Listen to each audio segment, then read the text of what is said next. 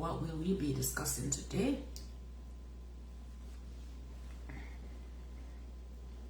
We'll be discussing I'll be talking about and I hope you join me and comment in the comment section some mistakes that us immigrants make when we immigrate to other countries. Yes?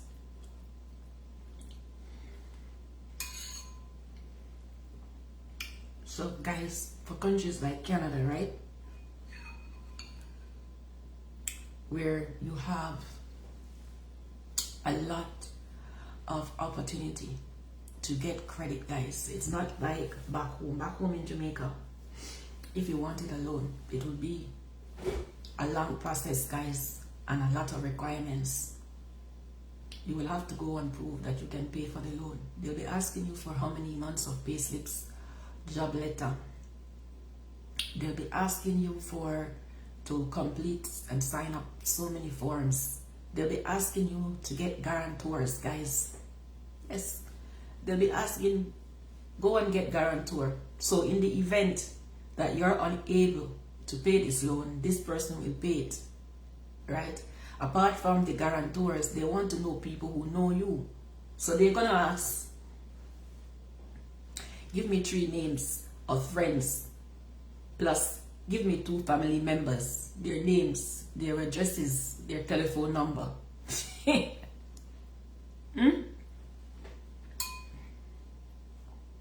That is how it is, guys, when you go to borrow a loan. So many requirements, guys, so many requirements. Yes, you'll have to prove how you're going to pay back the loan. Show them you're working and you're earning a steady income by producing a job letter. Guys, all these requirements. So sometimes to process the loan that you're badly in need of, you'll probably be waiting 2 weeks to process one loan. Here in Canada, it's not like that, guys. Hey.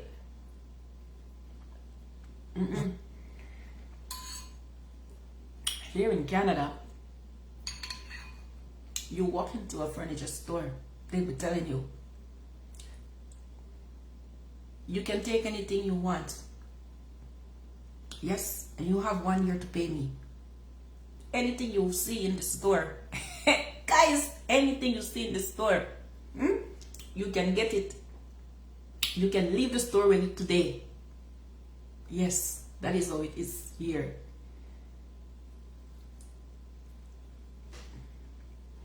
By the time they ask for your ID, guys, and they ask for permission to run your credit, by the time they run your credit, if you have a good credit score, guys, if you have a good credit score, they'll just be asking you now, they'll be telling you, oh, you can get 6,000 worth of credit. You don't have to take it in the store. You don't have to buy anything that you see in the store, but you can get a loan.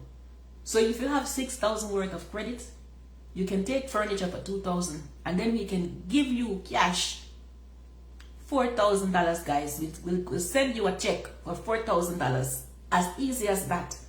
All they needed was your ID. That's the only document that you're going to present to these people. Yes? Your legitimate form of ID. Whether it's going to be your driver's license, it's going to be your passport, or it's going to be your PR card or your citizenship card. You just need to produce one form of ID, guys. Yes? And then they will just ask you the questions and fill the form on your behalf. Those are the questions like your employment and all of that. You don't need a job letter, guys. You don't need to go bother your HR department for a job letter. You don't need anything like that.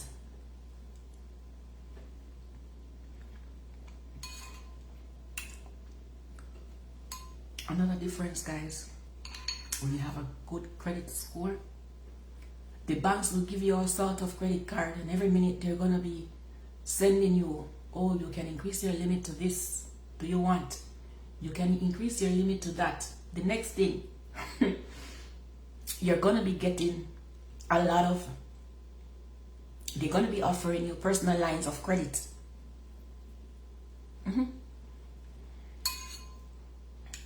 Personal lines of credit, guys. This is a loan. a loan that you didn't have to jump over no hurdles to get. They just offer it to you guys based on your credit score. Yes?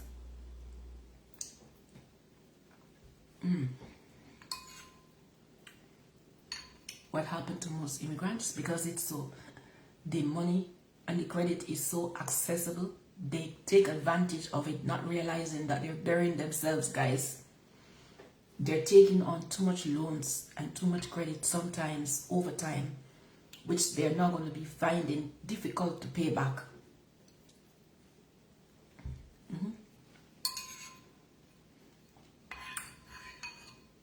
So that is a major, major mistake that some of us immigrants make, guys.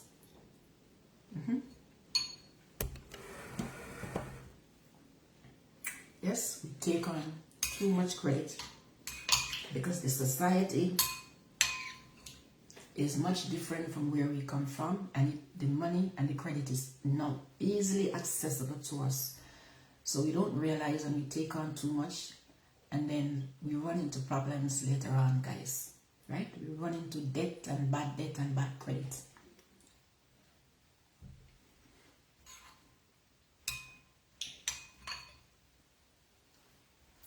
The second mistake that we make, guys,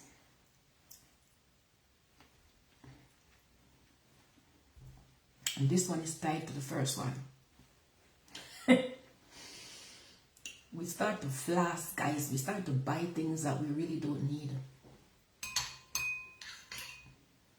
Now we're seeing all sorts of online store, guys, right? Not that they don't have them back home, but they're more visible here. So we start to buy a lot of brand name clothes and boots and shoes, and we go on Instagram and we start to flash, take pictures and show. Yes, people back home, they think we have money, yes, but a lot of times these people don't have any money, guys. Sometimes me and you, we have a little more change in our pocket than them, because everything that they spend is on credit. They're not liquid, guys, and they don't have much assets either. Everything is debt. They are so indebted, guys. Yes? Don't make these mistakes, guys. Yes? Only spend what you can afford to spend. Right? That's the second mistake.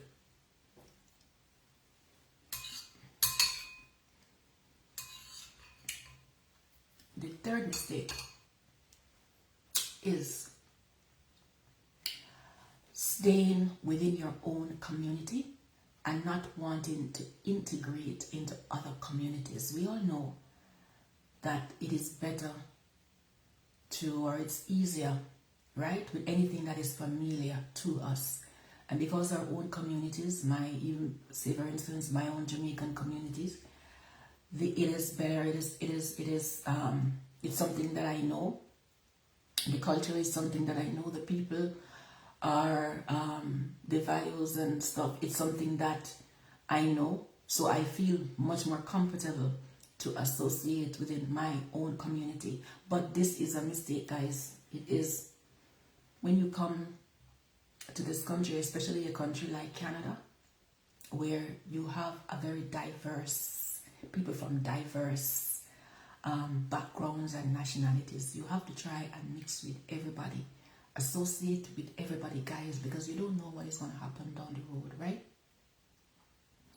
Opportunities will come your way, and most of the times, guys, it is not in your little niche, like your little community from back home. It is out there in the wider communities, and if you don't explore those, guys, and try and integrate and be a part of that, you'll get left behind, right? So that's another mistake that us immigrants make.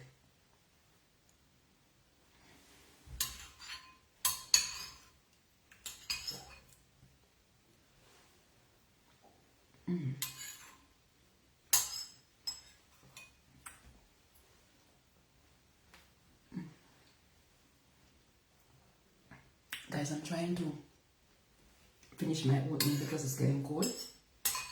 I'm almost there.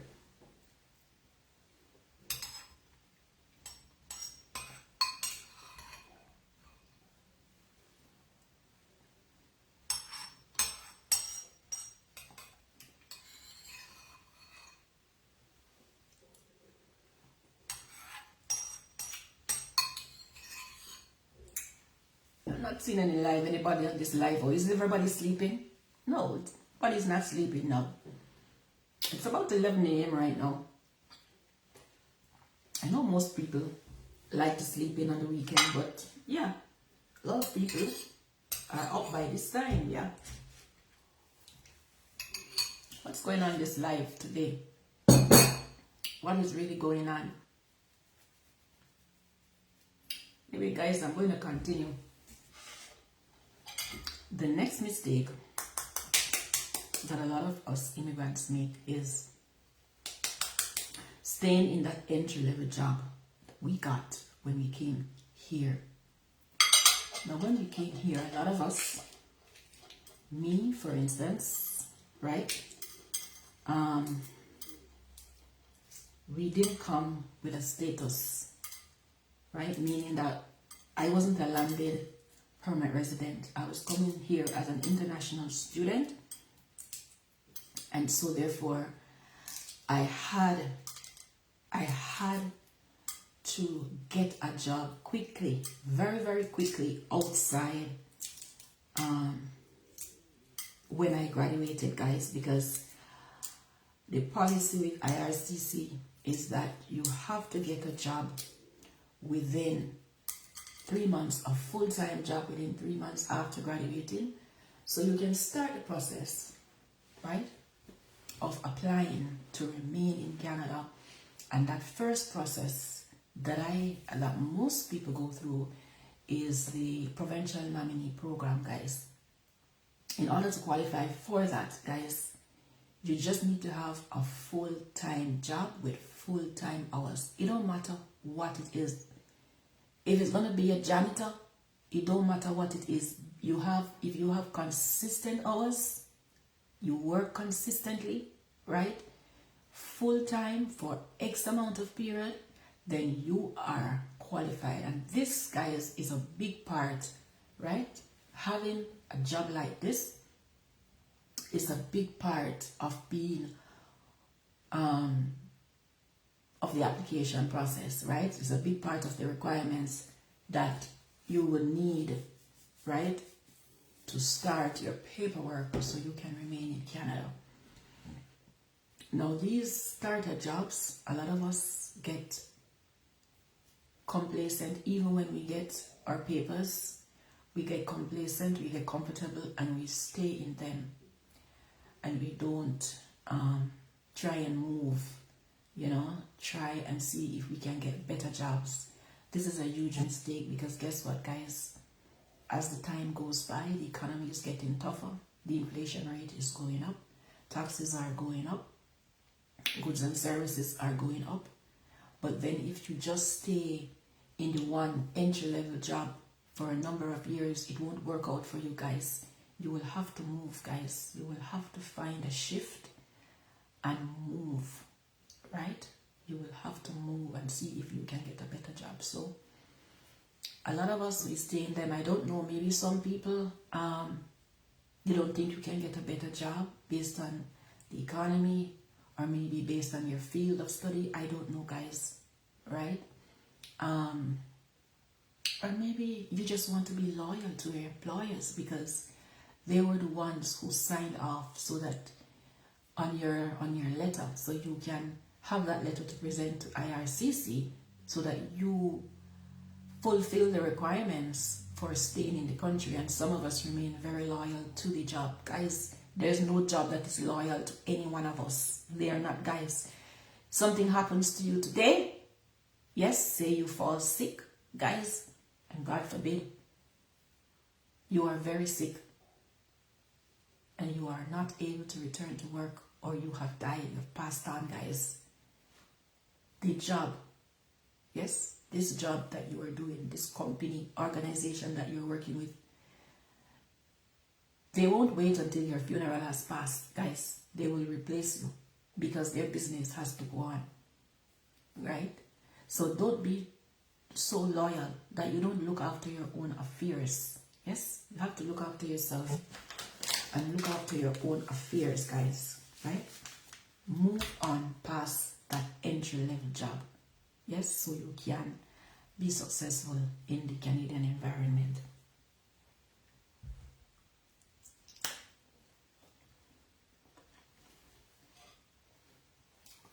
It's tasty. I think I poured out a little bit too much black pepper. I'm just scooping it off the plate.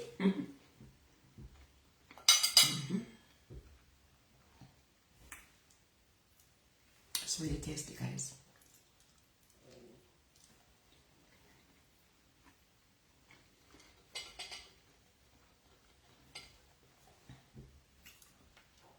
The next mistake that we make as immigrants also is kind of tied in with the previous one.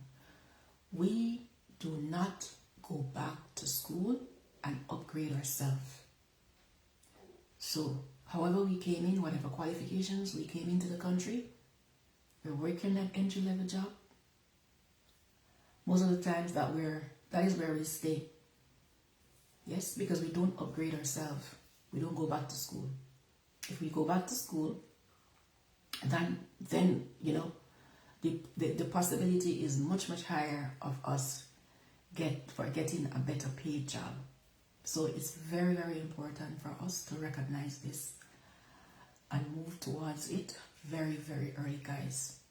Yes, this is Canada, and we know that no matter what our qualifications were back home, most of the times Canada does not recognize this.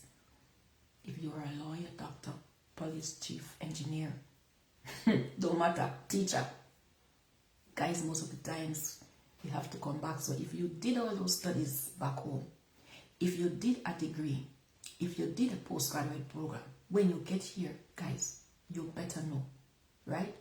Just don't fight it, guys. I know it's hard. It's hard that you've spent so much time studying.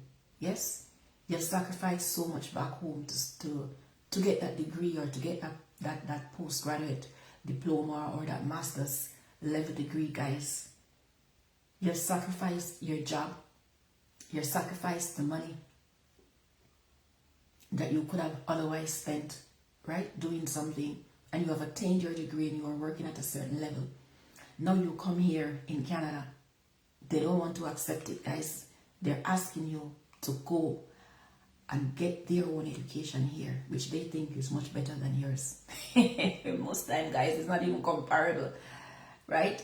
But that is how the system works, and we can't fight with the system. We'll have to work with the system and try. Some people try and work around the system. Most times that don't work. In the long run, that will backfire on us. We'll have to try and work with the system, and so we can propel our lives forward living here in Canada or any other country or community that we migrate to, right?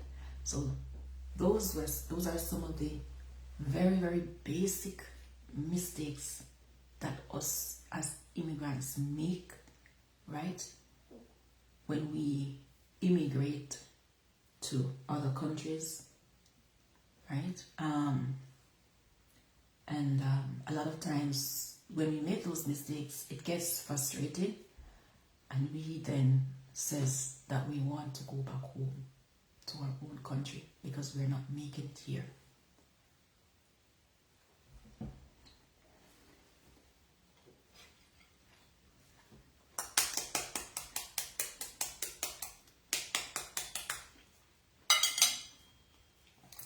So guys, try to avoid those mistakes, okay? If you are here and you're watching this, or if you plan to migrate, try and make those mistakes. I know it's hard, yes, but we have to try, right? We have to try. We'll have to try and make. Another thing that I noticed, guys, a lot of us immigrants, and I'm not going to say it's a mistake. It all depends on your personal goals, right? What do you want to achieve in your life? Maybe because of the stage that you are in life, the life stages, where you are in the life stages, guys, you may make certain decisions. A lot of people in my age group, right, when they come to Canada, guys, they don't bother to invest, or even any other country. They don't bother to invest in that country, right? they invest back home because they want to go back home after the few years or a few working years that they have left. So they may do things a little differently, right? And that is understandable. But I always say, if you have Canadian education, yes, you can use it anywhere, right? You can use it in any country, right? They will accept it, guys. Any country you can use it in. So that won't be a waste. If you decide to go home, so you come and you want to go home in 10 years, it won't be a waste, guys, right? It will only add value to your life. As a matter of fact, if your country is, any country is a country like my country back home in Jamaica, a lot of the times they will even take the foreign degree over this Jamaican certificate. Yes, they'll take the foreign qualification. So the person with the foreign qualification and experience, they will take it, or they will take you over someone who has been living in Jamaica and have the same qualification and experience. Guys, I don't know why, but that is how it is. So I'm just saying this to say that even if you do plan to go home after spending 10 years, it's not a waste if you go back to school, because if you do go back to your home country, you can now use a qualification, right? You can use it. It's not like in the reverse, guys. In the reverse, we come here with every papers. It's no good. Yes? You get the papers here and you go, it's good. That is it for now. Until we meet again in another video or another live. Take care of yourself and walk good until next time.